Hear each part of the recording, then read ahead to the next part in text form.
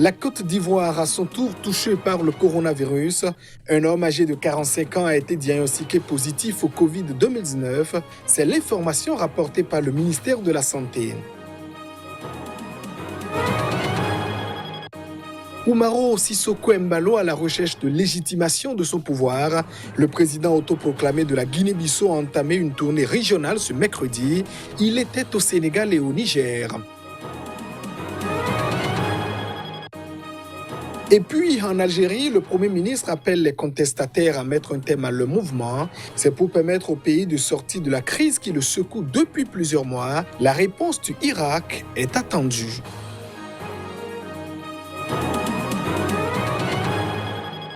Et voilà pour le sommaire de cette édition. Merci de nous choisir pour vous informer. Le gouvernement ivoirien a annoncé ce mercredi un premier cas de nouveau coronavirus en Côte d'Ivoire. Un homme ayant donc séjourné en Italie.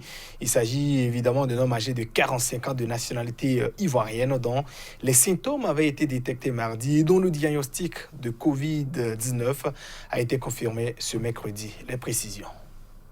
Hôpital de Trècheville à Abidjan. L'ambiance est morose. Des personnes portent des masques en dehors de l'hôpital où serait interdit le premier cas du nouveau coronavirus en Côte d'Ivoire. Il s'agit d'un homme de 45 ans de nationalité ivoirienne dont les symptômes avaient été détectés mardi et dont le diagnostic de Covid-19 a été confirmé mercredi. L'analyse au laboratoire du prélèvement nasopharyngé a permis de confirmer le diagnostic de la maladie à coronavirus Covid-19. Le malade a été rapidement pris en charge au CHU de Trècheville, au service des maladies infectieuses et tropicales. Son état clinique est stable et rassurant. Les contacts ont été identifiés et font l'objet d'un suivi. Une centaine de cas ont été recensés sur le continent africain, le moins touché, et 2 décès enregistrés selon le dernier bilan de l'AFP mercredi matin.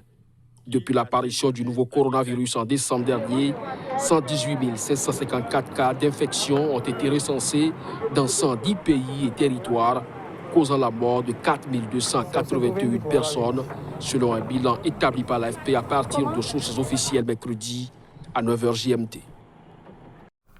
En Libye, de nombreuses personnes estiment que le conflit qui déchire le pays est ou a au moins un aspect positif.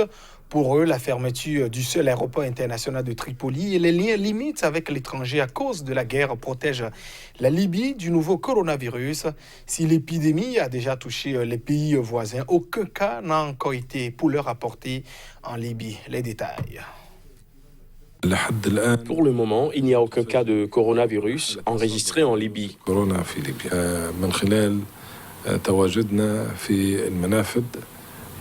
Grâce à notre présence à l'aéroport, le Centre national de lutte contre les maladies contrôle les passagers.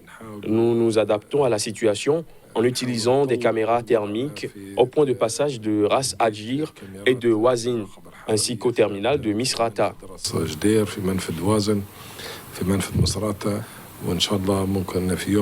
Il est possible que dans les prochains jours, une caméra thermique soit installée à Moussaïd, près de la frontière avec l'Égypte.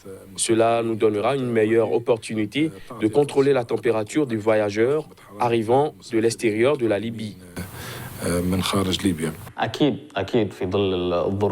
C'est sûr qu'avec les circonstances financières difficiles, les coupures d'électricité, les affrontements et la guerre, ce n'est pas le bon moment pour avoir le coronavirus qui peut se répandre très vite à cause des embargos sur la Libye.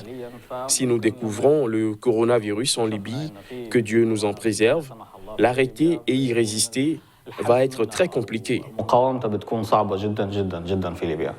Et le président américain, lui, il a pris une décision radicale.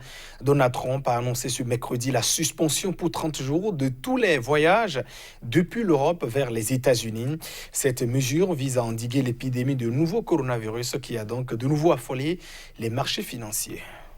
Des dizaines d'infirmiers sont rassemblés à Oakland, en Californie, pour exprimer leur inquiétude face à la propagation du nouveau coronavirus sur le territoire américain.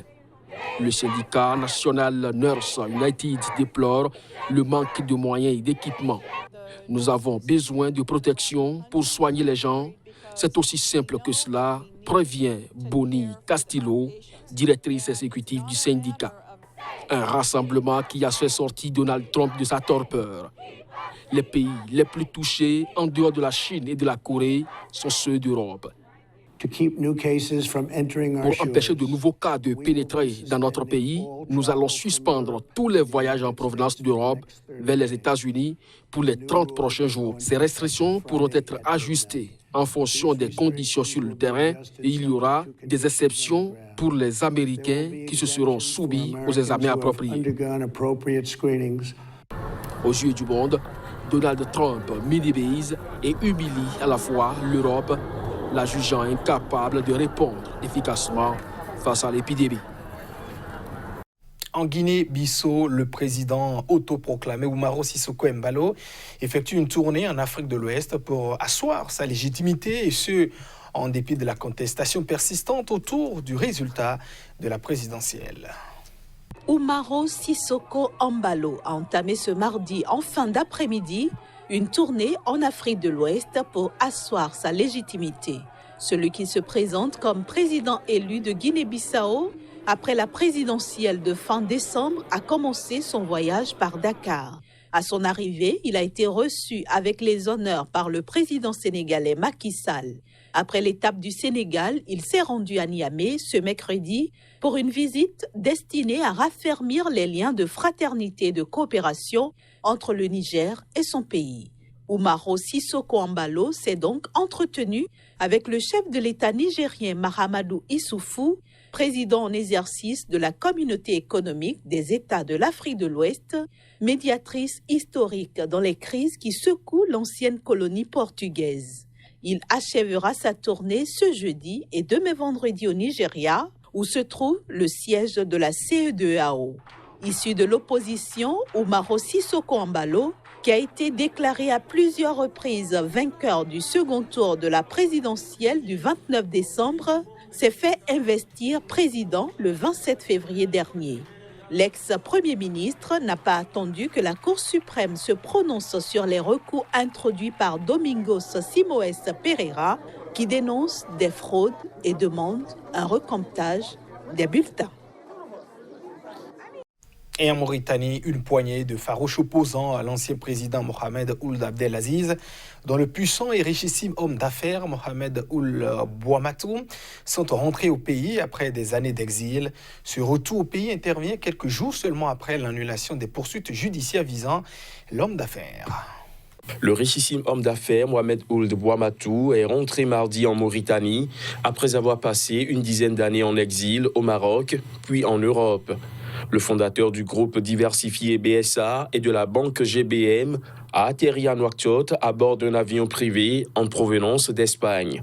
Mohamed Ould Bouamatou avait soutenu l'ancien président Mohamed Ould Abdelaziz, son cousin, pendant sa campagne présidentielle victorieuse de 2009, un an après sa prise de pouvoir par un coup d'État, mais les deux hommes s'étaient ensuite brouillés. L'homme d'affaires devenu la bête noire du régime avait été accusé de corruption pour avoir financé en 2017 un groupe de sénateurs qui avait mené une fronde contre la révision constitutionnelle initiée par l'ancien président Mohamed Ould Abdelaziz. Mais la donne a changé après l'entrée en fonction du président Mohamed Ould Cheikh El Ghazouani, qui a ouvert un dialogue avec l'opposition.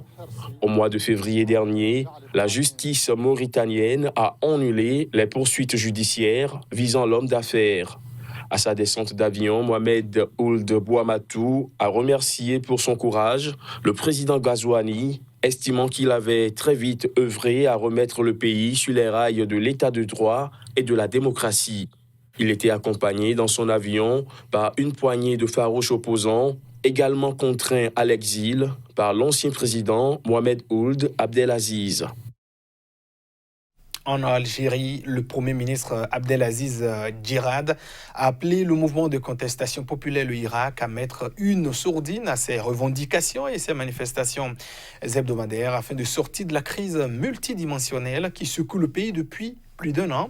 Les autorités algériennes, faut-il le rappeler, sont confrontées depuis février 2019 à une vague de protestations populaires. Les précisions.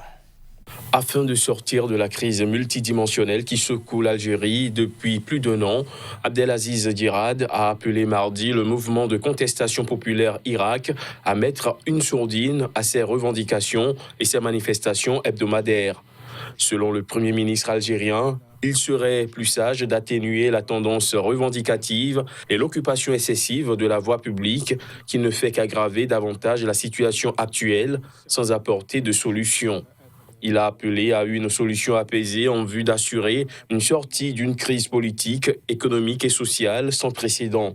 Le Premier ministre qui reconnaît que le Irak a amorcé un processus irréversible de construction d'une Algérie nouvelle en rupture avec le système et les pratiques passées, a assuré avoir inscrit l'action de son gouvernement dans le prolongement des revendications de ce mouvement.